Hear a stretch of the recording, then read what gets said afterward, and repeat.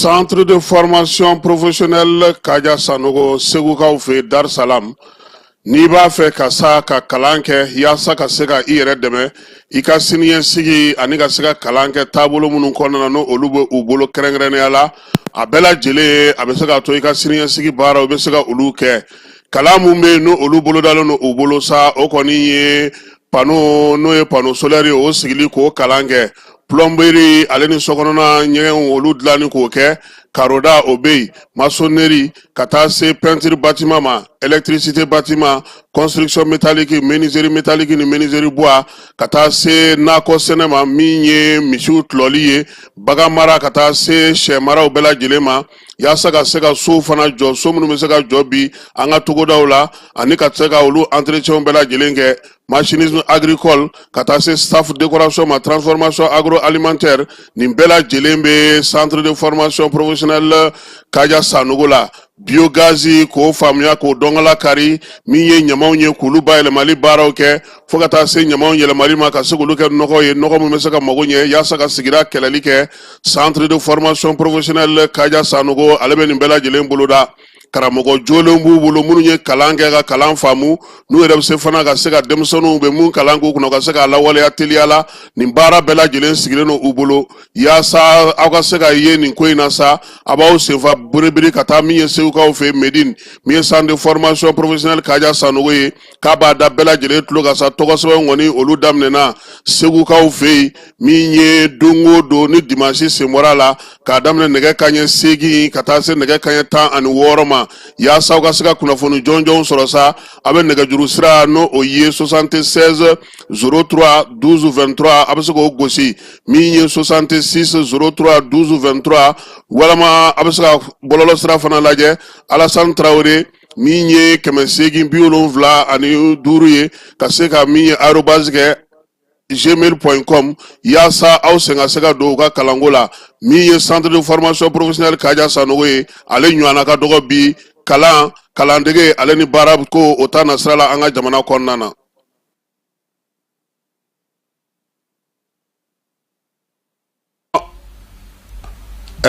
Elhaj Amadou Adital diinɛ kuntigi ba de don ɲɔrɔ kɔnɔna na Tijaniya o bolofara min bɛ ɲɔnɔ olu ka kalifa de don a minɛna an bɛ dugawu kɛ ka fara silamɛ diinɛ mɔgɔ bɛɛ lajɛlen ka dugawu kan an miirina b'a a la a bɛ yɔrɔ yɔrɔ nin waati in na an bɛ dugawu kɛ a ka se k'a yɛrɛ sɔrɔ min ye Cɔrɔnɔ Amadu Adital ye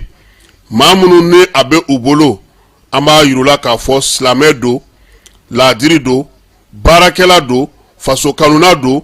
miiriya ɲuman ka bɔ Mali silamɛ bɛɛ lajɛlen yɔrɔ ka ɲɛsin a ma yaasa a ka bilali bɛ se ka nɔgɔya cogo min na a ka segin ka na a ka denbaya kɔnɔna na ka na an bɛɛ lajɛlen sɔrɔ o ye an ka laɲini ye an bɛ dugawu kɛ ka fara silamɛ diinɛ bolofara bɛɛ lajɛlen ka dugawu ka fala ye bɛɛ bɛ seli la bɛɛ bɛ bato la zaviyaw kɔnɔna na misiriw kɔnɔna na tarikatigiw bɛɛ lajɛlen wulilen don k'u jɔ bi an bɛ ta fara u ta kan min ye an ka nin cɛkɔrɔba ɲuman in ye min y'an ka nin kalifaba in ye min y'an ka nin mukadamba in ye a ɲuman bɛ se ka segin an ma cogo min na an b'o o dugawu kɛ ka fara silamɛ ɲuman bɛɛ lajɛlen ka dugawu kan ala k'an tulo don kibaru ɲuman na.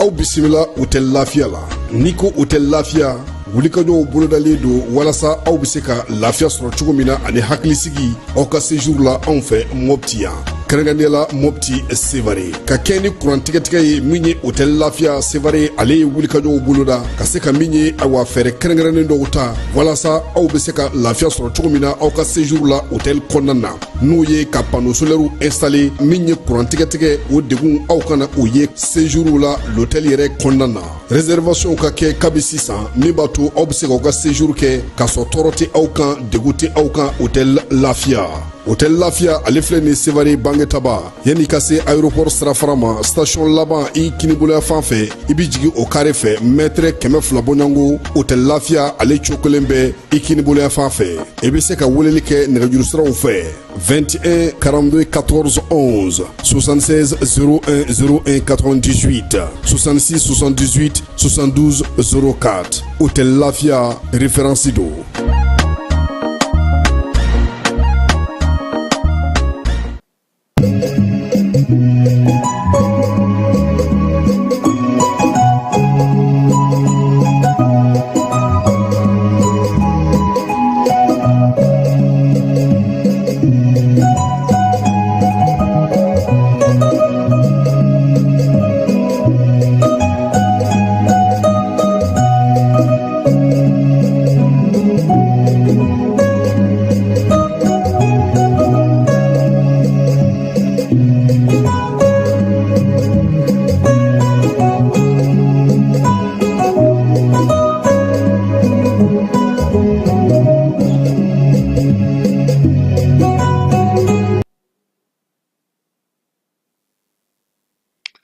An filɛbaaw ni an lamɛnbaaw aw bɛɛ lajɛlen aw ni ɲankuma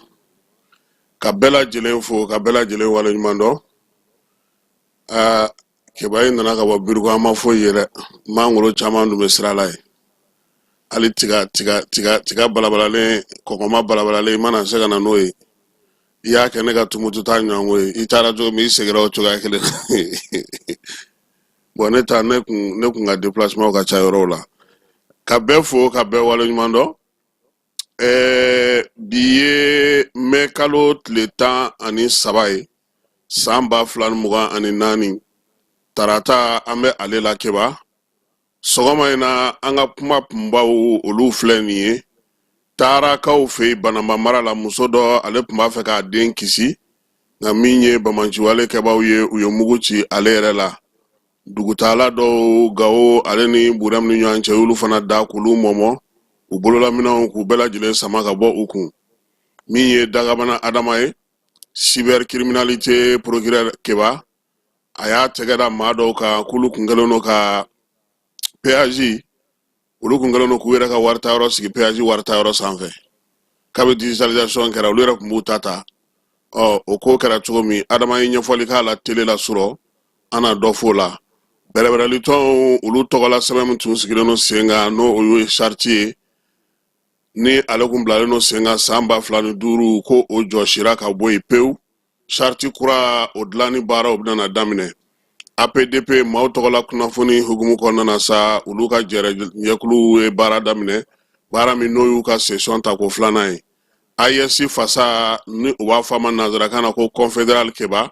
ale dira kunungo jamanakuntigi Asimi ma Keɲebakaw fɛ kapu maaw olu y'u ka ɲɔgɔn da ɲɛbila baaraw olu daminɛ ka ban min ye jamanakuntigi ale tɔgɔla waleyaw hukumu kɔnɔna na sa Jibondo 424 ni 425 na o kɛra sigida 4nan maaw olu garisigɛ ye Lafiyabugu ale ni Bugudani maaw an na tila k'an da don la sifin 6 olu bɛ wuli ka jɔ la nin waati in na sa Bagindakaw fɛ yaasa minankɔrɔ ni masinkɔrɔ minnu bɛ ka se ka nin kura don olu la cogo min na an na tila ka nin bɛɛ lajɛlen fɛsɛfɛsɛ aw ye nin ye an donkan ye bi sɔgɔmada in na.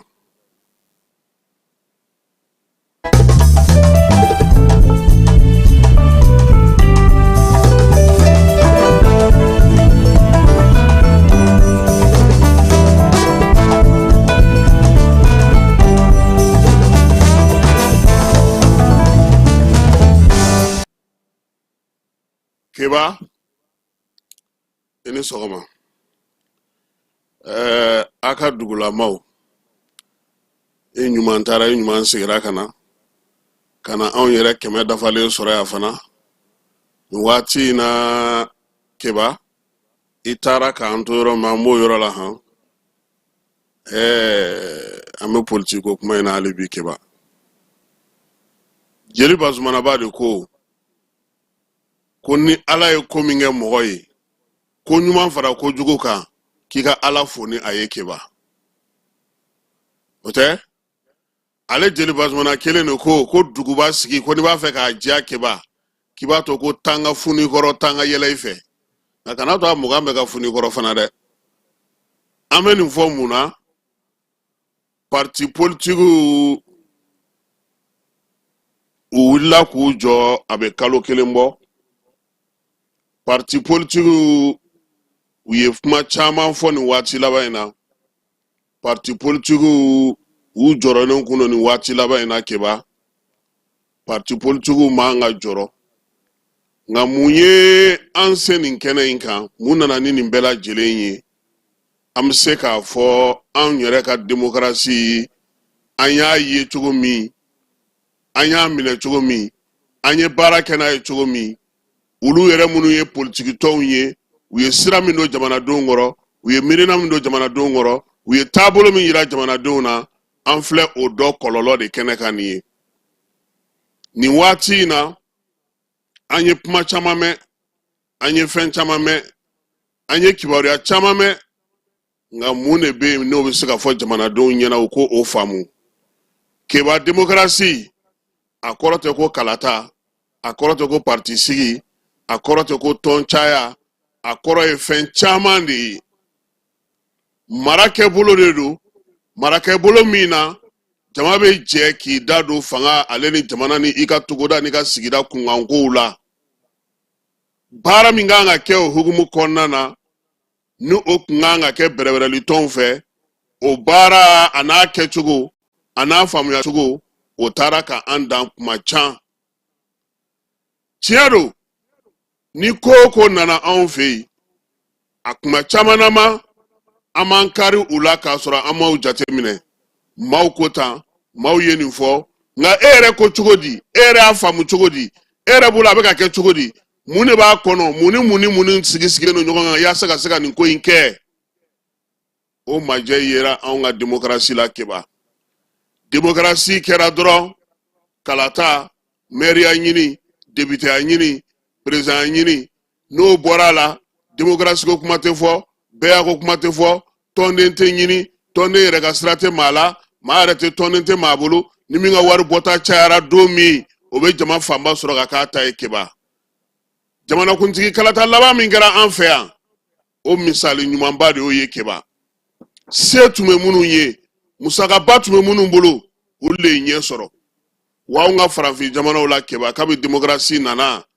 maa tɛ yen k'i bɛ se ka fanga sɔrɔ k'a sɔrɔ e tɛ fanga la walima i ni fanga bolo tɛ ɲɔgɔn bolo o tɛ se ka kɛ cogoya si la bɛɛ b'o kalama degun caman nana ye nka o kɔrɔ tɛ ko maaw ko k'u tɛ démocratie fɛ dɛ démocratie fana n'a nafaw don a n'a taabolow don nka a ɲɛfɔ cogo a lawaleya cogo a baarakɛ cogo majɛ minnu yer'o la ka ɲɛsin maa minnu yɛrɛ kun kan k'o baara kɛ an b'o kɔlɔlɔ dɔ de kɛnɛ kan ni ko kɛra i b'a ta ni hakili ye i b'a ɲɛɲini i b'a jateminɛ n'i ko k'i b'a kɛ ni dusu ni kɛlɛ ni fɛn ye i b'a tɔ bɛɛ lajɛlen nɔɔni ka taa fɛ maa hakilima caman tun bɛ politiki kɛnɛ kan keba a kelen-kelenninw bɛ yen bi maa mafalen caman tun bɛ yen o tun ye politiki dungaw ye politiki janfan politiki namara politiki ɲɔgɔn coron politiki kuma sabatibaliyaw o ye a caman coron k'a caman tunu k'a caman sigi a sen sabara kɔnɔ k'a dɔw kɛ dɔnbagalafili ye an ka jamana kɔnɔ yan an ye démocratie dan kalata ma an y'a dan élection ma an y'a dan k'a fɔ ko minnu ye parti politique ye k'olu kelen ta don o kun tɛ se ka faamu sabula jama yɛrɛ t'i yɛrɛ kun ye fiyewu anw ka démocratie baara kɔnɔ charte de parti ko kuma min filɛ nin ye keba a siɲɛ fɔlɔ an ka jamana kɔnɔ k'a fɔ ko partiw k'a kɛ tan o k'a kɛ tan a kɛra CTSP de fɛ o ye ordonnance ye o kɔfɛ u ye sariya wɛrɛ ta u tilara k'o fana falen san 2005 san k'a tɛ to fanga la an filɛ nin ye sisan an bɛ ka taa kura min ɲini o ye parti politigiw caman jɔrɔla keba ko ni taxi n'a tara CNT la ko a bɛna taa wolo mun na a ma fɔ ko parti politique cira ka bɔ Mali la dɛ a fɔra de sisan parti politique tun bɛ mara cogo min parti politique tun bɛ baara kɛ cogo min parti politique tun ka hakɛ bɛ cogo min opposition tun bɛ cogo min chef de file de l'opposition ni jɔyɔrɔ min tun ka kan ko o sɛbɛnw bɛɛ lajɛlen de bɔra yen sisan min bɛ se ka fɔ maaw ye u k'a faamu o ye k'a fɔ kununko min kɛra CNT la keba o kɔrɔ tɛ ko sariya sunba kura nana dɛ ayi ɲɛbila sɛbɛn ni ŋaniya dɔ de tara gouvernement fɛ k'a yira k'a fɔ anw b'a fɛ ninnu tun bɛ lakodɔn ni sɛbɛn min ye u tun bɛ baara kɛ ni sɛbɛn min ye u bɛ se ka tɔn de fasiya sɔrɔ ni sɛbɛn min ye an y'o sɛbɛn ye anw ye a bɔ a ma pewu sisan kura dilanni o baara de bɛna daminɛ keba sabula an tulo b'a la fɛn caman bɛ ka fɔ CNT ka vote ni sisan cɛ waliya caman bɛ ka lakali a dɔw ni tiɲɛ tɛ kelen ye nin kelen de kɛra fana ka maaw su ko partout bɛna ci partout bɛna yɛlɛma partout bɛna kɛ tan fo ka n'a ye bi kuma fɛn fɛn fɔra gouvernement fɛ parti cili u yɛrɛ y'a fɔ k'a se tɛ olu ye a b'an ka sariya sunba de kɔnɔ o de kɔnɔ ka partout lakodɔn olu de bɛ fanga ɲini ka fanga ta nka i bɛ kɛ parti ye cogo di i ka siège bɛ kɛ cogo di i bɛ partiya sɛbɛn sɔrɔ cogo di i bɛ musaka sɔrɔ cogo di fanga ŋwara daba ka jɔyɔrɔ bɛna kɛ mun ye parti politique yɛrɛ taa n'a bila mun de bɛna k'a sɛbɛn kura kɔnɔ keba o de laɲini baara bɛ sen na bi kununko sufɛ an yɛrɛ bɛna tila ka kumakan k'a la maaw k'a mɛn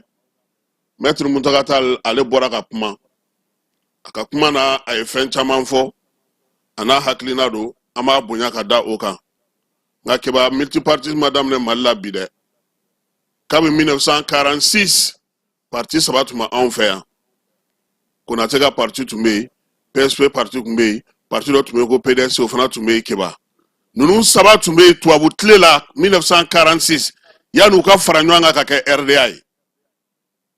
donc minnu ko ko multipartisme daminɛna 91 la u ka taa an ka tarikuw lajɛ u ka taa Konate ka papiyew kalan u ka taa Mahamani Alassane Sandi Alassane fa u ka t'olu ka sɛbɛnw kalan Barema Bokum ninnu ye baara min kɛ u ka t'o kalan Modibo Keyita Seydou Traoré n'o ye Amadou Seydou Traoré Amadou Jikɔrɔni fa ye ale ni Makani Makuma Jabatew olu ye baara minnu kɛ ani Papa Siw u k'olu ɲini k'olu sɛbɛnw kalan keba Filidabo yɛrɛ ka politiki sɛbɛn u k'a kalan k'a dɔn k'a fɔ ko bi ko tɛ parti kun ka ca anw fɛ yan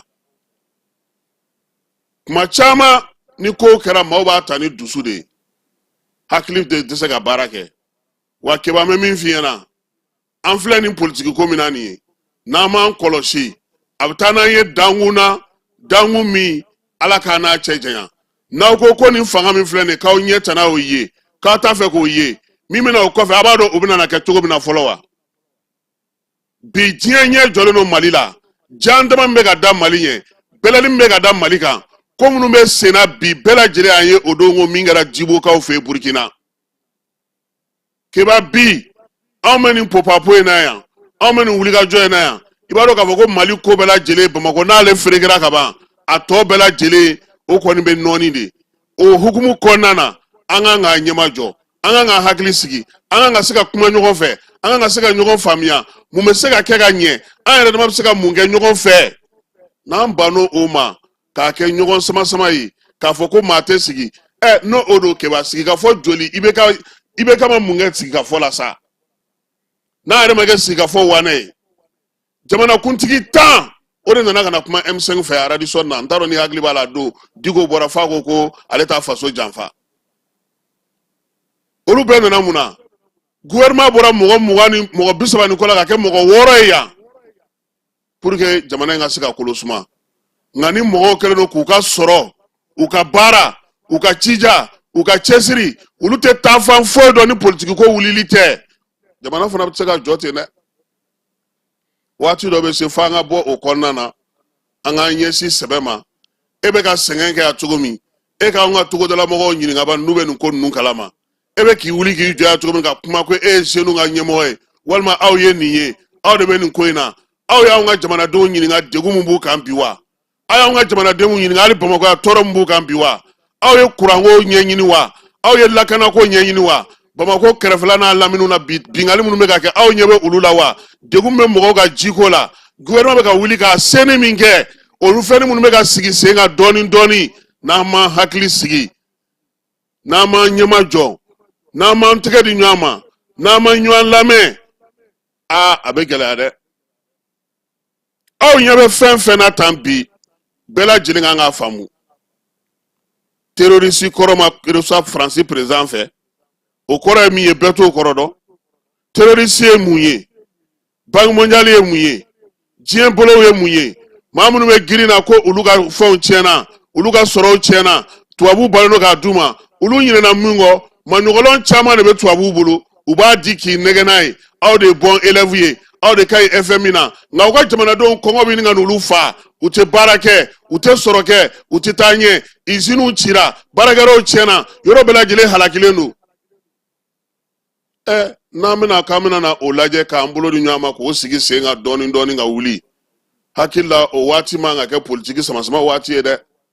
an kan ka se ka kuma ɲɔgɔn fɛ ka ɲɔgɔn faamuya k'a lajɛ an bɛ taa dankun min na yaasa an ka jamana bɛ se ka lafiya keba tile fila in na i sigi pewu i bɛna na mun mɛn n bɛn'o f'i ɲɛna a bɛna f'i ɲɛna yan hali a tɛ mɛn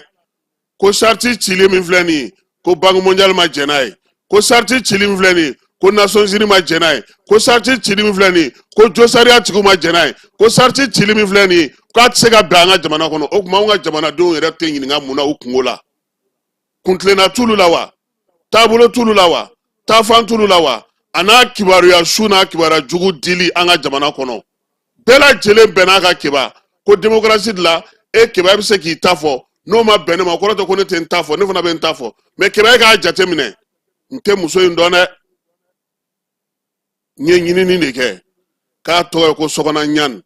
nka u b'a fɔ a ma ko James de Soumaïla Cissé muso bɔra ka hakilina di o ni bi cɛ nɛni tɛ nɛni ye o tɛ ka min d'a kan aw dun ko démocratie la dɔw bɛ bɔ olu b'a fɔ cogo min ka d'u ye olu bɛ tɛgɛrɛw fɔ olu kunna nka ni min ko ale ka filɛlan t'o ye dɔrɔn o bɛ nɛni o bɛ lajaba o ka kuma kɔrɔw o ka fɛn kɔrɔw donmitakɛw kan muso ye mun kɛ a y'a miirina de fɔ dɔw ma dɔnkili da wa keba dɔw ma caciri bɔ wa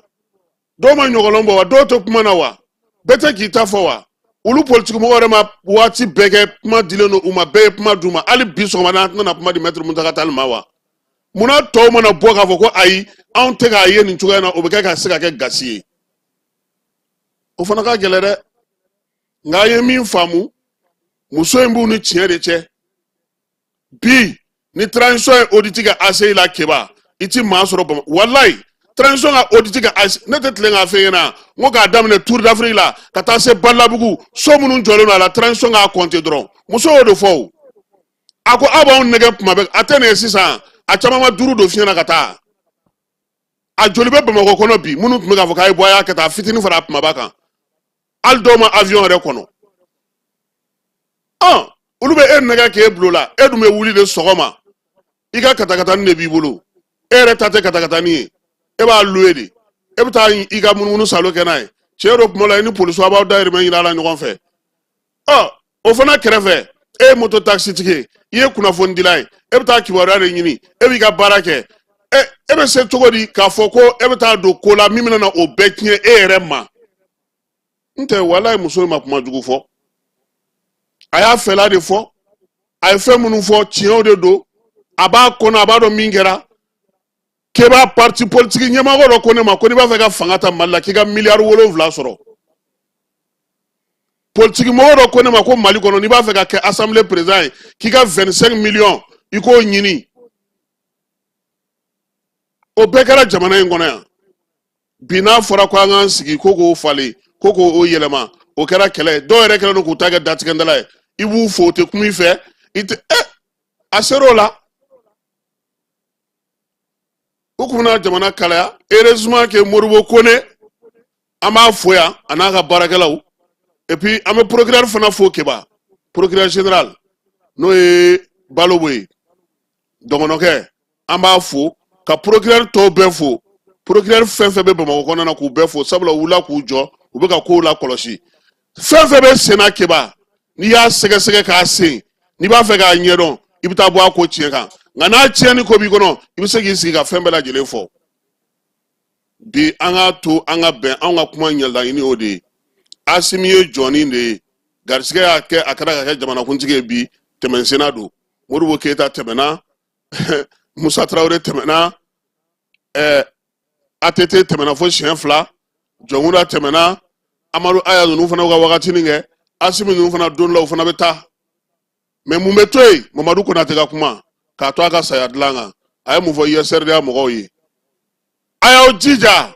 aw kana jɔrɔ ne na nka a y'aw jija min tɛ sa min tɛ taa aw k'o ɲuman to yen o ye jamana ye an bɛ k'o de fɔ mɔgɔw ɲɛna e bɛ bɔ e bɛ t'i dayirimɛ ɲini don o don ne tilara k'a fɔ tuguni ko ka tasuma minɛ falajɛ sira kan ko mɔgɔ tɛ tɛmɛ anw dɔrɔn de tɛ tɛmɛ e yɛrɛ tɛ tɛmɛ mais n'i y'a to yen e ka t'i dayirimɛ ɲini an ka ɲɔgɔn faamu degun minnu bɛ yen olu ɲinibaaw k'o ɲini ɲɛmaaw fana k'u jɔ u ɲɛmaaya jɔyɔrɔ la keba parce que mɔgɔw mago bɛ mun na sisan degun caman bɛ yen olu fura kan ka se ka sɔrɔ mɔgɔw ka se ka kuran sɔrɔ mɔgɔw ka se ka basigi sɔrɔ taa ni ka sew ka se ka nɔgɔya sɛnɛ ka se ka k'a wagati la dugudenw bɛ kule minnu na ni tile filɛ na ko bingali misɛnninw bɛ ka taa k'u kan olu ka dɔgɔya sanubɔyɔrɔ dɔw fana bintara kɛ olu kan nin bɛɛ lajɛlen sɛmɛnen don fanga kelen de la wa o fanga kelen de keba dɛ diɲɛ de fana ko k'o de dafiri wa n'i y'o bɛɛ ta k'o lajɛ e b'olu bɔ ɲɔgɔn na cogo di sisan sa bɛɛ b'a wuli aw nɔfɛ aw tuma b'aw jigi kɛ jɔnni ye o de la jamanadenw jɔlen kan ka ye jamana ɲɛmaaw kɔfɛ an ka nin waati in an k'a dɔn k'a faamuya ko partiw ka charte cili o tɛ démocratie cili ye o tɛ parti politique cili ye o tɛ bɛɛya bannen an ka jamana kɔnɔ ni bɛɛya bɛ ban an ka jamana kɔnɔ keba sariya sunba de bɛ ci ka bɔ yen o ye Mali constitution ye n'o ma wuli k'a bɔ a kɔnɔ ko maa min bɛ kan ka fanga ta k'o ɲɛfɔli bɔ a kɔnɔ i n'a fɔ a sɛbɛnnen don cogo min partiw b'u nɔ na démocratie b'a nɔ na fɛn bɛɛ lajɛlen b'a nɔ na nka ni maa min t'a fɛ k'a faamu min ka di i ye i bɛ se k'o fɔ Maliyɛnw fana ye hakilimaw ye u sigilen don tulo dayɛlɛlen don n'o tɛ bi diɲɛ yɛrɛ kɔnɔ fɛn min bɛ yen n'o bɛ ka anw sɛgɛrɛ n'o o jan talen don ka ɲɛsin anw ma n'o bɛnbɛnbɛn ɲɛsinnen don anw ma bi an kan k'a ɲɛsin o de ma diɲɛ janfa min bɛ yen bi diɲɛ kɛlen don k'i ɲɛ tana min kɛ an ka jamana ye bɛsɔngɔnninsiya min talen don ka ɲɛsin an ma diɲɛ maaw kɛlen don ka wulikajɔ min kɛ bi fɛɛrɛ minnu tigɛlen don an ka jamana kama n'an ka ɲɛmaaw kama bɛnbɛnbɛn minnu bɛ sen na su ani tile min ye daba an ye sunata an ye ko min bɛ sen na bi an k'an jija an ka fura sɔrɔ o la fɔlɔ an ka jɛ an ka o kunbɛn fɔlɔ an ka jɛ an ka se ka bɛn o sabati an ka jamana kɔnɔ sɔgɔmada in na nin ye bɛɛ lajɛlen ta ye an yɛrɛ b'a la hakiba an fana k'an ka kumaw fɔ yaasa maaw bɛ se ka kalan cogo min maaw bɛ se ka bolo di ɲɔgɔn ma cogo min baara bɛ se ka kɛ cogo min na hakilisigi kɔnɔna na bɛɛ lajɛlen ka se k'i fɛla fɔ k'a sɔrɔ a ma kɛ ni degun ye a ma gɛlɛya wɛrɛ ta ka ɲɛsin an ka jamana ma sɔgɔmada in na nin ye an ka cadeau ye ka di maliyɛn bɛɛ lajɛlen ma bɛɛ lajɛlen ma aw minnu b'a fɛ ka voyager k'a sɔrɔ a ma degun sɔrɔ a ka voyage kɔnɔna na compagnie de transport Somatra u y'a kanu ka na ni kari kura caman ye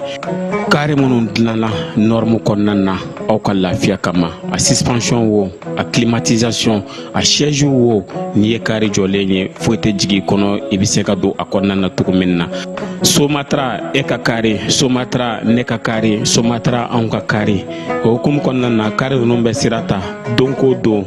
Bamako Segu San Moti Kucala ka taa se Sikaso ma Keɲeba Kita u ma ɲina Yoro di Sahel maaw kɔ ka taa se Kolokani Jijeni fo ka taa se Bɛnma ma Somatra fiɲɛ foroko Somatra ka wuli hɛrɛ la ka se hɛrɛ la ayiwa client aw bɛ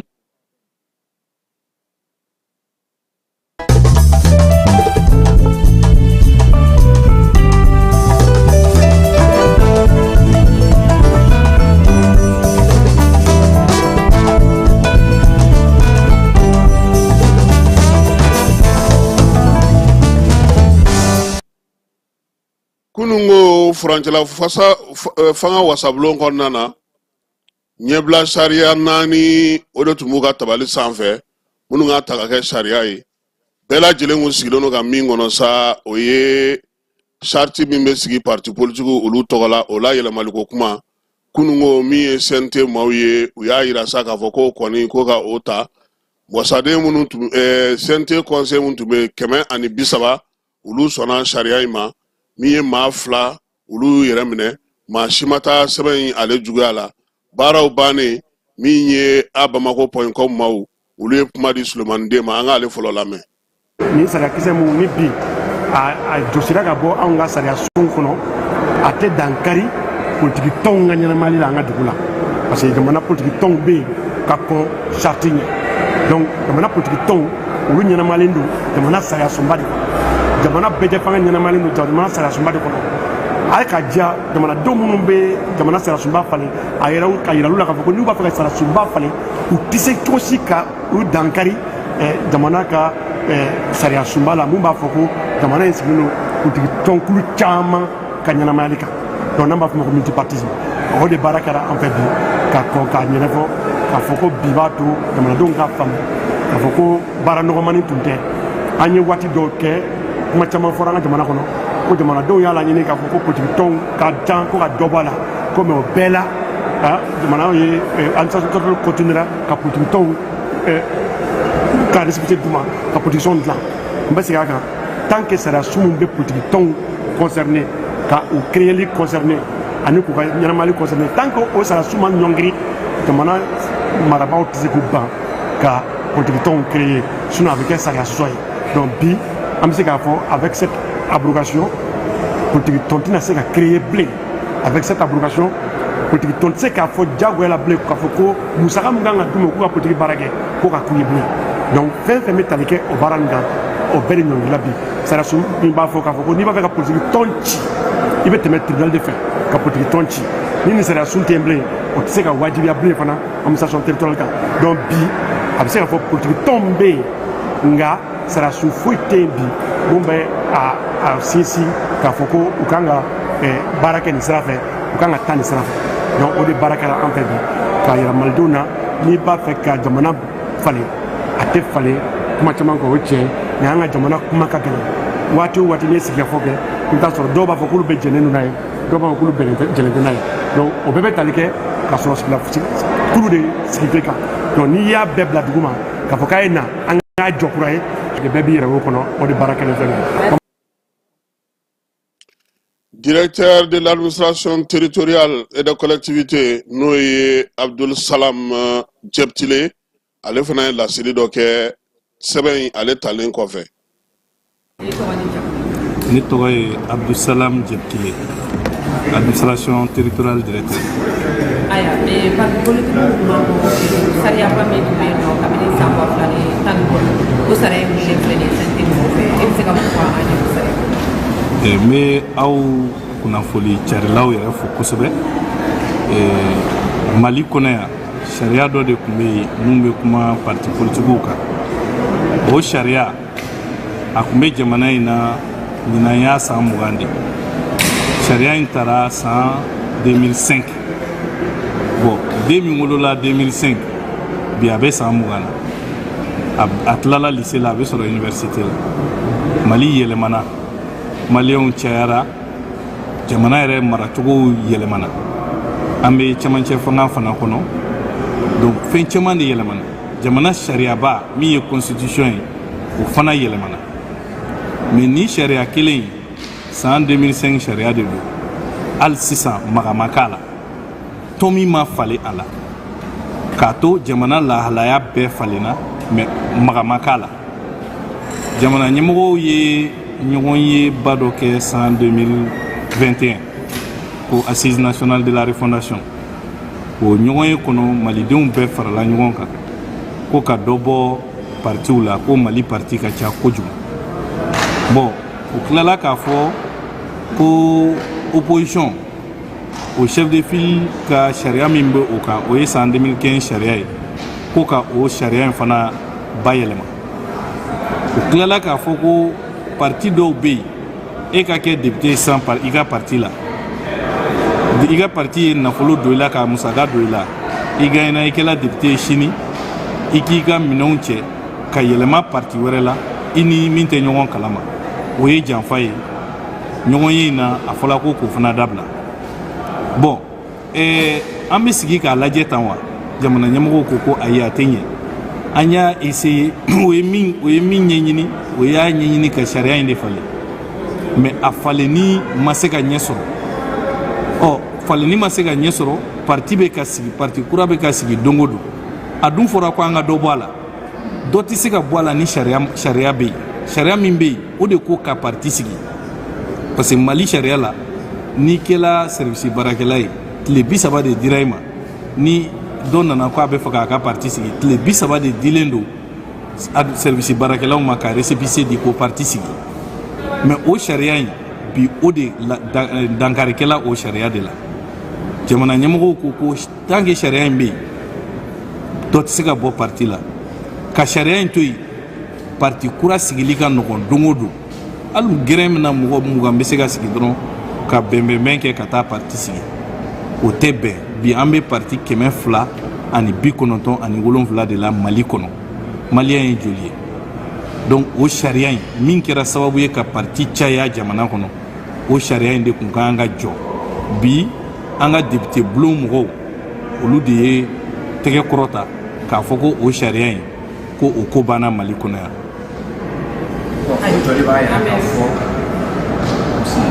yɛlɛma min bɛna ko in na sisan yalima kɔrɔ de k'a fɔ ko dan bɛna sigi démocratie la an fɛ yan. non démocratie ni parti politique ka sariya tɛ ɲɔgɔn ɲɛ sira la démocratie ye fɛn caman de ye mun bɛ fara ɲɔgɔn kan sɛnɛkɛla ka wuli ka taa a ka foro la ka sɛnɛ kɛ k'a ka sɛnɛ tɔnɔ bɔ démocratie de don jagokɛla ka se k'a ka jago kɛ k'a ka jago tɔnɔ dun démocratie de don kalandenw ka se école ka se ka taa kalanyɔrɔ la démocratie de don bɛɛ ka baara kɛ ni kalo sara i ka sara ka d'i ma démocratie de don démocratie kɔrɔ tɛ ko ka parti 1000 sigi jamana kɔnɔ démocratie kɔrɔ tɛ ko ka parti 200 sigi jamana kɔnɔ démocratie kɔrɔ ye ko jamanadenw fanga ka di mun ye sariya min bali i ka se k'i kan bɔ fanga nɔfɛ wa o bɛ ka kɛ Mali la yan n'i y'a ye san 2002 parti kun tɛ ATT bolo mais a dun kɛla Mali président ye donc k'a fɔ parti ka caya o de ye démocratie o ye fili de ye démocratie Mali démocratie magama k'a la a b'a nɔ na Mali ka constitution magama k'a la a b'a nɔ na sariya dɔ de tun bɛ yen min tun bɛ ka parti politiques ka mara gɛlɛya jamana ɲɛmɔgɔw bolo dankarikɛla o sariya de la. y'a jira k'a fɔ sariya min bɛ yen sariya in k'a fɔ parti wɛrɛ kana se ka créer yala kɔrɔlen minnu bɛ yen olu bɛna kɛ cogo di olu kɔni b'u nɔ na walima sariya bɛna dɔ b'olu fɛnɛ na de. parti kɔrɔlen minnu bɛ yen parti 297 jamana ɲɛmɔgɔw ma kuma o kan n'u tun bɛ fɛ ka partiw ci o tun bɛ kuma parti ci de kan bi an bɛ yɔrɔ min na o k'olu ye sariya de bɔ yen sariya bɔra yen mais parti ci ko kuma ma fɔ yɔrɔ si président m'a fɔ premier ministre m'a fɔ ministre min bɛ premier ministre kɛrɛfɛ nin baara in kalifala min na a bɔra ka kuma sisan. ayiwa nin bɛɛ lajɛlen kɛra kunungo CNT la parti politique minnu yɛrɛ bɛ yen bi ni olu kɔni tun ye wulikajɔ kɛ n'a o ye parti 101 o tɛ ya kɛba olu ka ɲɛmaa n'o ye maître Musa Tall Sinɛdi faso yiriwatɔ bɛrɛbɛrɛlitɔ ɲɛmaaba kunungo a bɔra ka laseli dɔ kɛ a y'a bila a ka bɔlɔlɔ sira fɛ ka tila k'a ci an fana ma an ka WhatsApp la an ka jɛ k'a lamɛn. foli ani barikada a bɛ se maliden bɛɛ ma Bamakɔ Mali kɔnɔ ani minnu garisɛgɛ kɛra Mali kɔkanna ye n badenw don bɛɛ n'a dugujɛkan don nka don fana ka ca kibaru min bɛ yen bi ko Mamadu Konate Modibo Keita olu ka RDA ni o de kɛra olu ka baarakɛminɛn ye politiki kɔnɔ ka na ni yɛrɛma hɔrɔnya ye Mali la ka Mali tɔgɔ bɔ Faransi ka Sudan na k'a kɛ Mali ye k'o da kana ye bi politiko kuma na Mali kɔnɔ ko fili dabɔ o ka PSP k'o da kana ye bi politiko kuma na Mali kɔnɔ ko CENID min bɔra san 1990 ka fara dɔwɛrɛw kan ka na ni démocratie ye Mali kɔnɔ ni maa caman bi i sigi o suma na k'o kɔlɔn ji min ka tila ka na ni lagosi ni lajaba ye ko o da kana ye politiko kuma na Mali kɔnɔ bi o ye bi kuma ye nka n ye min fɔ don ka ca ne min kumana u fɛ ne Muntaka Tall ne donna politiki la ɲinɛ san 49 de ye k'an to kalan na kalan bannen n nana Mali kɔnɔ ko yamaruya tɛ yen parti ka dilan politiki ka kɛ an ko an y'a mɛn o m'an dabɔ Mali ko la o ye dɔ fara an ka dusu kan k'an da don Mali ko la bi o kuma kelen nana an bɛ se ka min fɔ malidenw ye maa kana taa i dusu fɛ maa kana don fitinɛ la maa kana sira jugu ta nka an b'a fara a kan maa tɛ se ka faso kanu bɔ maa dusukun na maa tɛ se ka i bolo biri maa da la ko ka n'i da don fasoko kuma na maa tɛ se k'a fɔ maa ye ka n'i bolo don faso baara la nin fɛn fɛn bɛ yen nin bɛɛ bɛ sira sɔrɔ nin bɛɛ sira jɛlen bi sɔrɔ ka sɔrɔ fitinɛ ma na ka sɔrɔ gɛlɛya ma na an ka ɲɔgɔn lamɛn politiki guloki an k'o bɔ ka o gulon bi n m'a fɔ an k'a fara n ko an k'a bɔ ka a gulon bi jamana baara an tɛ se ka bali o la halisa an ka an cɛsiri o la fɛn kelen min bɛ se ka o bali k'a fɔ i dabɔ Mali ko la k'a fɔ i bolo jigin Mali ko la k'a fɔ Mali ko ta ka bɔ i dusukun na daba masa n'a ka wele sera an ma don min na Ala ka o don janya an ka ɲɔgɔn lamɛn an k'an bolo to ɲɔgɔn bolo an ka jɛ an ka Mali baara nin de tun ye bi kuma ye hakɛto ba Maître Muntaka Tall sinidi faso yiriwatɔ bɛrɛbɛrɛlitɔn ɲɛma o ye ale ye a ye laseli kɛ o hukumu o de fana kɔnɔna na kɛba n'an bɔra ye bingali dɔ kɛra dugunincinin dɔ la dugu in tɔgɔ ko Taara a bɛ Banamba marabolo kɔnɔna na muso dɔ ale tun b'a fɛ k'a den fitinin k'o de kisi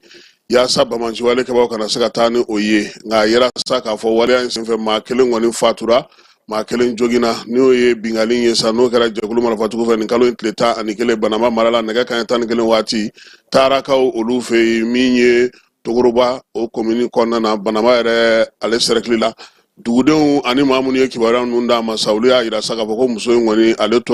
ale kɔni fatura ko in senfɛ sabula ale ma sɔn fiyewu a denkɛ ni kelen min b'a bolo bamanciwale kɛbaw k'o ta ka taa n'o ye diyagoya la k'u bɛ taa da u ka kɛlɛdagaw la bɛɛ Burɛmu ni Gawo ni ɲɔgɔn cɛ bingali dɔ yɛrɛ fana kɛra jɛkulu marafatigi la ko dɔnbaliw fɛ ye maa minnu kun taatɔ don dɔgɔjɔ la sa Burɛmu ni Gawo ni ɲɔgɔn cɛ nin kalo tile 12 kununko nɛgɛ kanɲɛ 9 waati u y'olu kɔni da kɛba k'olu mɔmɔ fini minnu b'u bolo telefɔni minnu b'u bolo wari minnu b'u bolo k'o bɛɛ lajɛlen ta mɔbili tigi ale yɛrɛ kɔni bolila sa min ye jɛkulu marafatigiw ye u tilalen ni waleya la tuma min na u sɔminen k'a dɔn k'a fɔ ko wolomasiri tababu kun b'u kan u ka sɔrɔ ka duuru don fiɲɛ na ka taa ka maaw olu yarilen to n'an segira ka na Bamakɔ kɛba an bɛ taa Kuluba faama sigiyɔrɔ la sa min ye AES fasa ye ale kɔni fa sirila sa k'a dilan k'a kɛ gafe ye kununko o dira jamanakuntigi ma Mamu Dafe fɛ minisiri minnu bɛ seko ni dɔnko kunna AES kɔnɔna na olu yɛrɛ bɛɛ lajɛlen kun bɛ Burkina ni Niger olu nana fara Mamu Dafe kan Kuluba faama sigiyɔrɔ la Asimi ale y'u bisimila lajɛ in senfɛ sa u ye ɲɛfɔli kɛ Imi n'o ye AES fasa in ye k'ale dilanna cogo min na u y'a yira sa k'a fɔ ko min ye AES ye a y'a ka logo sɔrɔ n'o y'a ka bugunatigɛ ye kalikan o fana b'a bolo a ka drapeau n'o ye bandiri ye o fana sɔrɔlen don a fasa o fana de dilannen filɛ nin ye o b'a yira sa k'a fɔ ko AES bɛ lakodɔn ni fɛn fɛn ye bi o caman sigira sen kan dugudenw ka passeport o fana dilanna AES fɛ min ye jamanakuntigi Asimi ye nin bɛɛ lajɛlen bɛ tali kɛ ale ka AES marali san kelen kɔnɔna na o hukumu la kalo kura nata kɔ kalo n'o ye juillet ye kɛba o bɛ kɛ Asimi ale ka san kelen dafalen cew min ye jɔyɔrɔ ye a kan k'a di maa wɛrɛ ma lajɛ in senfɛ Kulubakaw fɛ sa min ye Nigerkaw ka minisiri min bɛ u ka jamana bolimafɛnko kunna ni ale yɛrɛ bilalen don seko ni dɔnko minisiri nɔ na colonel major Abdurahmane Amadu ale de kɔni nana Niger tɔgɔla kɛnɛ in kan kunnafonidilaw ɲɛkɔrɔ sa a y'a yira sa k'a fɔ ko min ye nin waleya in ye a laɲinina ɲɛmaw fɛ cogo min n'o ye jɔnjɔn in ye u y'a ta o cogoya kelen na AES bɛɛ lajɛlen b'i yɛrɛ y'a kɔnɔ min ye seko ni dɔnko minisiriw ye olu saba yɛrɛ tun ye ɲɔgɔn ye u bɛnna sɛbɛn min kan sa u nana ka n'o di seko ni dɔnko ma a ma falen ma ka bɔ jamana saba in bɛɛ lajɛlen kɔnɔna na kuntilena minnu bɛ AES la mirina minnu bɛ AES la baara minnu bɛ AES kɔnɔna na sa o bɛɛ lajɛlen o bɛnnɛgɛ mɔlen no dɔnkili in kɔnɔna na n'o ko kɛ AES fasa ye Burkinakaw ka ministre ale min ye colonel major Abdurahmanu Amadu Tlale ale fana ye kuma ta a ko ko min ye ko kɛlɛkan b'a la han kɛba kɛlɛ n'o ye guerre kan ye ko b'a la maanifinya taabolo b'a la yiriwali taw fana bɛ a la jamana saba in ka fara ɲɔgɔn kan ka kɛ jamana kelen fo ka taa se sɔrɔ ko a bɛ tali ko la Mamu Dafe ale ko sa ko min ye jɔnjɔn in ye a baara kɛra hakilisigi ni basigi kɔnɔna na Bamako tile 3 o kɔnɔna na sɛbɛn sɔrɔlen kɔfɛ ni bɛnkɛlen ninnu sɛbɛn min kan min ye lamɛnliw fana tilara ka na kɛ tuguni majɛ minnu b'a la ni sɛbɛnnikɛla wana minnu b'an ka jamana saba kɔnɔna na olu bɛɛ lajɛlen y'u hakilina di sɛbɛn dira Asimi min ma ko k'o fana fo k'o waleɲuman dɔn sabula ale ye danaya da u kan yaasa u ka se ka nin baara in kɛ an ka jamana ale kɔnɔna na APDP ni ale bɛ maaw tɔgɔla sɛbɛnw la kɔlɔsili kɛ jɛkulu min sigilen don an ka jamana kɔnɔ ɲinansan kɔnɔna na sa ale ka jɛrɛ ta ko filanan o baaraw sigira min ye u ka session extraordinaire ye ka kɛ ni bugunatigɛ sɛbɛn minnu bɛ ani laɲini minnu bɛ sa u bɛna na olu bɛɛ lajɛlen fɛsɛfɛsɛ tile 5 kɔnɔna na sa sɛbɛn 420 de b'u bolo minnu bɛ tali kɛ maa minnu b'a fɛ ka caméra sigi u ka yɔrɔ la minnu b'a fɛ ka fɛnw sigi minnu b'a fɛ k'u tɔgɔla sɛbɛnw la kɔlɔsi application dilanniw ni fɛn wɛrɛw ani u yɛrɛ majɛ minnu ye dɔw ka baara la u bɛɛ lajɛlen sɛbɛn u bɛna na olu bɛɛ lajɛlen fɛsɛfɛsɛ tile 5 baara kɔnɔna na sa ka tila ka maaw ta n'u bila olu fɔ u ɲɛna baara in kɔni bɛ kuncɛ jumadon ni Ala sɔnna a ma a bɛɛ lajɛlen bɛ kɛ APDP ale yɛrɛ jabala o kɔnɔna na Keɲebakaw fɛ yen denmisɛnnin minnu bɛ CAP la olu ka ɲɔgɔndan ɲɛbila baaraw olu daminɛna ka ban min ye ekɔlidenw minnu ye bɛ nin hukumu kɔnɔna na Keɲebakaw fɛ yen Keɲeba ɲɛmaw y'a yira sa k'a fɔ k'olu kɔni ye baara daminɛ n'o ye académie maaw ye maa 51 o de tɔgɔ kɔni sɛbɛnlen don sa minnu ye électriciens ye ani monteurs olu tilalen don so 2 ani ɲɔgɔn cɛ directeur ale ka kuma na yaasa cogoya min na sa u bɛ se ka nin baara ninnu kɛ basigi ni lafiya kɔnɔna na sabula ɲɔgɔndan don wa u kan k'a kɛ fana yaasa min ye lakɔlɔsilikɛla minnu bɛ olu ka se ka u ka baara kɛ u nɔfɛ enveloppe kɔni bɛɛ lajɛlen dayɛlɛla kunun na sinunko kununko yaasa ka se ka sɛbɛnw k'olu bɔ k'o d'u ma a kɔni y'a ɲini u fɛ sa ko Ala ka bɛɛ lajɛlen garisɛgɛ ja min ye ɲɔgɔndan in ye sa ale kɔni bɛ to senna ɲɛbila don yanni ɲɔgɔndanba yɛrɛ ani ɲɔgɔn cɛ jamanakuntigi ale tɔgɔla diliw sira fɛ jibondo 2 o dira sigida 4nan maaw ma bɛɛ lajɛlen b'a kalama k'a fɔ nin waati laban in na min ye furancɛla fanga ɲɛmaa ye ale kɔni sinen don k'i ɲɛsin panoko ale ni jibondo dili ma Bamakɔ ani Mali fantan 4 bɛɛ lajɛlen fɛ maa minnu garisɛgɛ jara kunu sa o ye Sɛbɛninkɔrɔ Daramanibugu maaw ye ka taa se Lafiyabugu Talikɔkaw olu ma sabula olu y'a yira sa ka yirala ka fɔ sa ko olu kɔni degun caman tun bɛ olu kan ji sanuman sɔrɔli ji min jɛlen don ji min bɛ nafa ɲɛ n'o ye pompe panneau solaire min sɔrɔ jibondo min fɛ Keba e ko nin kun tɛ a 424 na ani 425 na o de dilanna ka taa sigi nin yɔrɔ 2 in bɛɛ lajɛlen na Agibu Danbele n'an b'a wele ko J n'ale yɛrɛ bɛ jamanakuntigi ka nin ko ninnu ɲɛnabɔli kunna sa n'o ye panneau diw ni jidiw ni bololafɛndiw ye ka kɛ ni Asimi ale ka musaka in ye a y'a yira sa k'a fɔ ko nin yɔrɔ ninnu kɔnɔna na jiko gɛlɛya tun bɛ a mɛnna dugudenw yɛrɛ kɔni tun bɛ taa ji ta fo yɔrɔ janbaw de la tuma dɔw la du dɔw yɛrɛ kɔni tun bɛ gɛlɛya sɔrɔ a la muso caman ka furu sara nin ko ninnu senfɛ wa min ye sigiɲɔgɔnya kɛlɛw caman fana yera a kɛrɛfɛ bi sa u b'a fɔ ko tare ji min nalen filɛ nin ye nin du ninnu kɔni caman bɛna lafiya min ye taama jan u bɛna na bɔ o ma saniya ale ni kɛnɛya u bɛna n'olu 2 fana fara ɲɔgɔn kan jamanakuntigi tɔgɔlama kɛrɛnkɛrɛnnen ye foli ta ka ɲɛsin u ma commune 4nan mairie ale n'o ye délégation spéciale ka maa cilen fana tun bɛ yen min ye dugutigiw ka ɲɛmaa fana ye sigida 4nan fana kɔnɔna na o fana bɛɛ lajɛlen tun bɛ nin ko in kɛnɛ kan ko ka foli kɛ jamanakuntigi ye ni jibondo 2 ninnu olu dilila nin duguden ninnu ma polisi ɲɛmaa ale tun bɛ taama la Gawokaw fɛ yen Keba i b'a dɔn k'a fɔ ko min ye kɔnɛgɛni ye e bɛ siran bon ne ka petipetinin don ale ni Moro ko ne 2 bɛ ne ka 11 petipetinin moi hein kɔnɛnakaw tɛ de Keba ne y'a f'i ɲɛna n ko ne yɛrɛ filɛ ne bɛ siran nka ne tɛ jitɔ ye nka a 2 bɛɛ b'e la o ma ye dɛ ninnu dun ye ne ka petipetininw de ye fo n'u y'u yɛrɛ bɔ kɔnɔya la ka na fara anw kan n tɛ ne 11 mois petipetinin hein Yusuf Kone n'ale ye contrôleur général de police ye police directeur ba ale tun bɛ Gawokaw fɛ yen Keba a n'a baarakɛɲɔgɔnw kalo in tile 6 u taara Gao fan bɛɛ lajɛlen na sa min ye sɔrɔsiw ye olu kun ka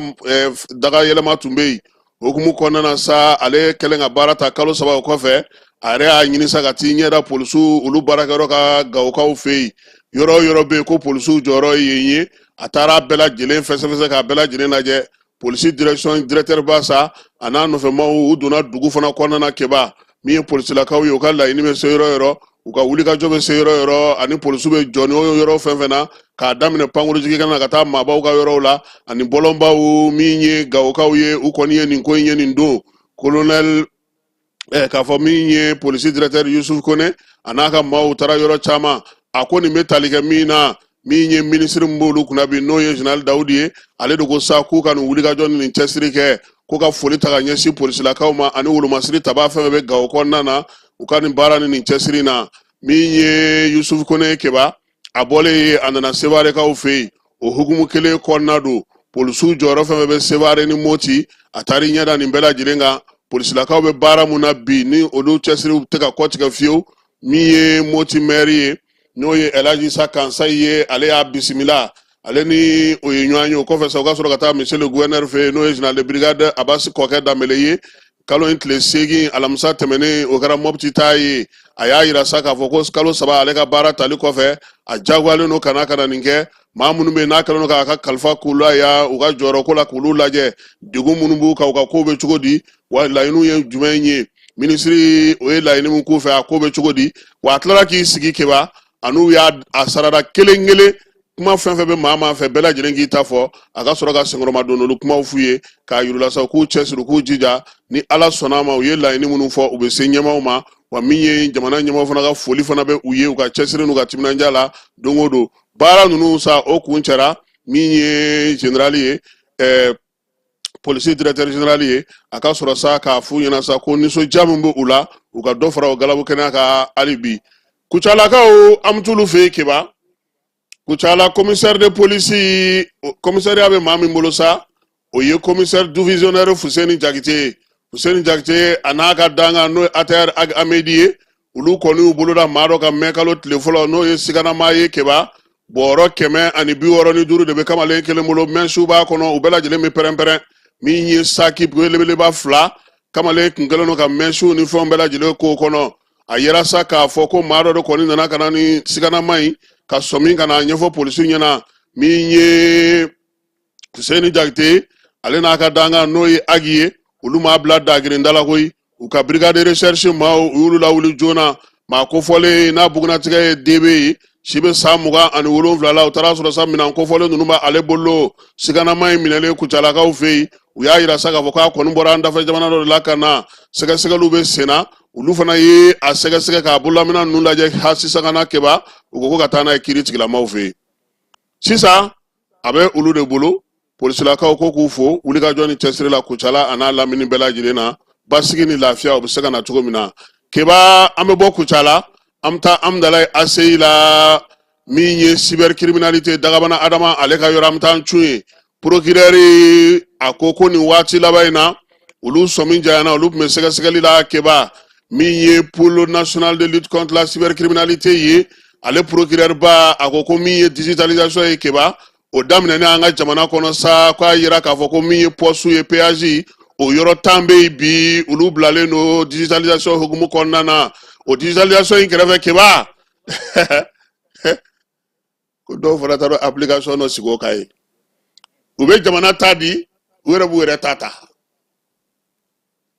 tike fana b'o fasuguya 2 bɔ kelen y'olu ta ye mobili kelen mana tɛmɛ o y'olu ta ye kelen mana tɛmɛ o ye faso ta ye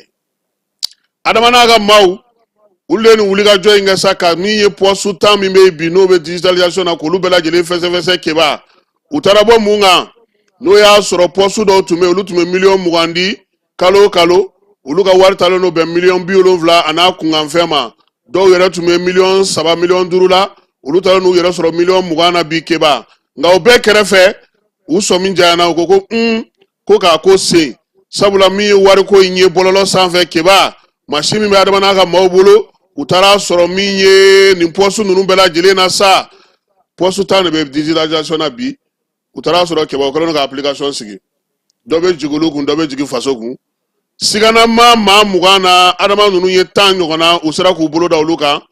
sɛgɛsɛgɛliw senfɛ min ye procureur ye a yɛrɛ tun bɛ télé la sɔrɔ o yɛrɛ cɛ min na a ye ɲɛfɔli kɛ Keba a ko nin ko in bɛ ka sɛgɛsɛgɛ maa minnu minɛna a n'olu tun yɛrɛ kun ka miirina ye min ye k'olu bɛɛ lajɛlen kɛra kelen ye i b'a dɔn n'i bɛna na ko kɛ sisan i b'a fɔ ko i bɛ sigana kɛ hypothèse ko o ni maa minnu minɛna a tɔw bɛ yen dɛ a bɛɛ ma minɛ fɔlɔ dɛ parce que ko nin ye jɛkulu nin ye maa caman de bɛ nin ko in kɔnɔna na olu kɔni ye maa minnu minɛ olu ka sigana ni olu ka o maaw ka fɔtaw bɛɛ lajɛlen kɛra kelen ye a tɔw bɛ k'a sɛgɛsɛgɛ min ye baaraw bɛ sen na ko ni ala sɔnna ma u bɛna na tila ka ɲɛfɔli kɛ ni ala sɔnna Keba wula fɛ procureur ye kuma min fɔ bamanankan na an b'o yira an b'o di maaw ma u yɛrɛ ka se ka o faamuya denmisɛnnin 6 kulukorokaw fɛ yen kɛrɛnkɛrɛnnenya la Bagineda olu ko machine kɔrɔ minnu bɛ yen n'o ye sɛnɛkɛ machine kɔrɔw ye ko f'u ka wuli k'u jɔ o répareli hukumu kɔnɔna na sa olu kɔni filɛ ne ka na fɛɛrɛ kɛnɛ dɔ sigi Baginedakaw fɛ yen kunungo min ye nin kamalenin 6 kɔni ye sa min ye ɲɔsusu machine kɔrɔ ye o tigawɔrɔ machine kɔrɔ o machine fɛn fɛn bɛ yen k'o bɛ baara kɛ sɛnɛko hukumu kɔnɔna na olu ni conseil régional maaw kɛlen don k'u bolo di ɲɔgɔn ma ani bolola baarakɛlaw ka tɔn yaasa ka se ka dɔ fara maaw ka dɔnni kan maa minnu bɛ nin machine ninnu olu réparé waleya in kɔni sigira sen kan padiri fɛ ale ka tako sabanan ani GIZ ani Mali gouvernement ka taa se K17 ma ARP olu de kɛlen don ka nin kɛ tile 3 kɔnɔna Keba n'i ka machine kolon bɛ i bɛ taa n'a ye dɛ u bɛ Baginedakaw fɛ u bɛ ka baara kɛ n'an bɔr'o la sa an bɛna an ka ko kun cɛ ni min ye o ye nisɔndiya ye Usmani Sherif Madani Aidara k'ale ye san 70 sɔrɔ Keba san 70 in kɔnɔna na sa an ka cɛkɔrɔba n'o ye Ba Amiɲan ye ale yɛrɛ kɔni bɛ fo wɔlɔfɔw fɛ yen a ye samɛ foli a y'a ta k'a ɲɛsin n'o ye Amiɲan ye Elhaji Amiɲan ye Amaniɲan fa don min ye Caniɲan ninnu olu bɛɛ lajɛlen ka cɛkɔrɔba don Keba a ka ca dɛ n'an k'an b'a fɔ a ka ca kojugu an ka cɛkɔrɔba lamɛn a ye samɛ foli min ta ka ɲɛsin Usmani Sherif Madani Aidara ma.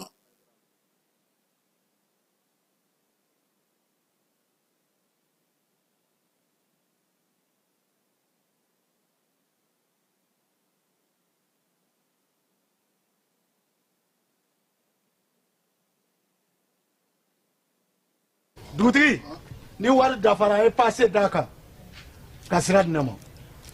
Sunkalo e kunkolo ate dugu wari ko o d'i ma fo dugu ani dugu don wara t'a de o kɔni kuma t'a la sa e ka sama mɔnɛ to yen i yɛrɛ ta Sida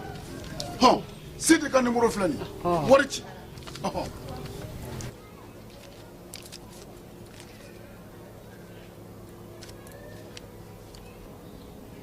wari sera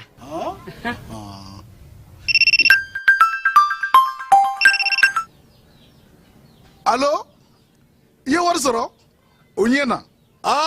tiɲɛ yɛrɛ la ko ni sama bɛ maa min ɲɛ ko n komi t'i gosi ngonga sama mɔnɛ i yɛrɛ ta a sɔngɔ ka nɔgɔn ni Mali wari ci sira bɛɛ ye dépôt ye fu ye wari bɛ ci fu ni application ye wa bɔsara ye musaka fitinin ye sama mɔnɛ ji ni courant bɛ sara n'a ye créditw bɛ ta n'a ye sanni feere bɛ kɛ n'a ye sama mɔnɛ nin y'anw maliyɛnw ta ye a y'a si filɛ ka nkalon bɔ n da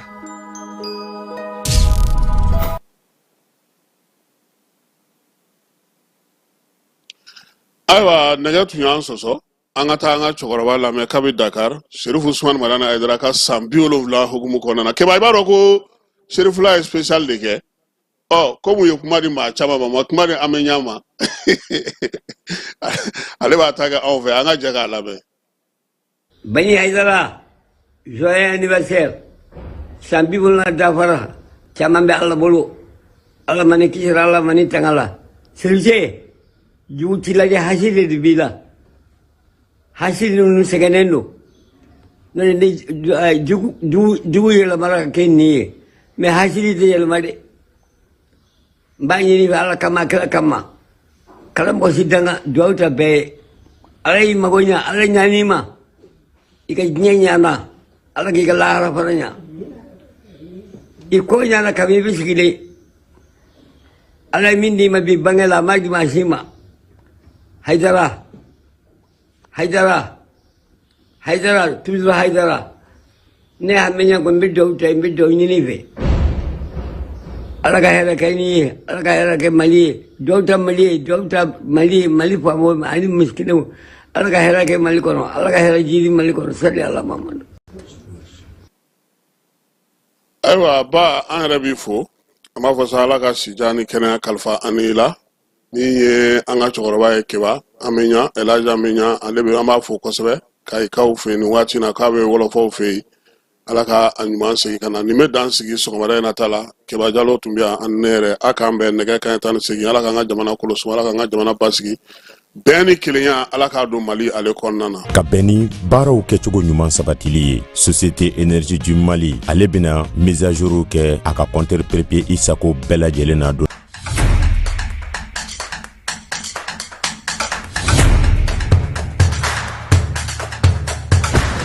bisimila an ka jamukan kɛnɛ kan données personnelles on en parle ni ye kunnafoni telima min bɔra APDP mɔgɔw yɔrɔ ko k'a da cakɛdaw kulo kan jamana cakɛdaw baarayɔrɔ privéw i n'a fɔ banquiw microfinancew hôpitaux laboratoire de santé agence de communication presse écrite presse audiovisuelle miniw boulangeries supermarchés hôtels bars restaurants écoles publiques écoles privées avocats notaires huissiers pharmacies sociétés de vente de véhicules jamana cakɛda fɛn fɛn bɛ baara kɛ ni adamaden tɔgɔ la kunnafoni ye mali kɔnɔ ko courrier bɛna se aw ma k'aw invité aw kana aw ka traitement déclaré au niveau de l'APDP ni courrier sera aw ma aw bɛ se ka wuli ka se APDP la aw ka traitement ɲɔgɔn fɛ aw b'a cartographier k'a dɔn aw kan ka formulaire jumɛn rempli o formulaire remplilen kɔfɛ aw kan ka musaka joli sara o bɛɛ lajɛlen bɛ d'aw tulo kan APDP la walasa aw ka kunnafoniya sɔrɔ ni courrier ninnu na aw bɛ se ka nɛgɛjuru ci 20 23 86 15 ou bien ka wuli ka se APDP la ɲɛfɔli ka k'aw ye k'aw bilasira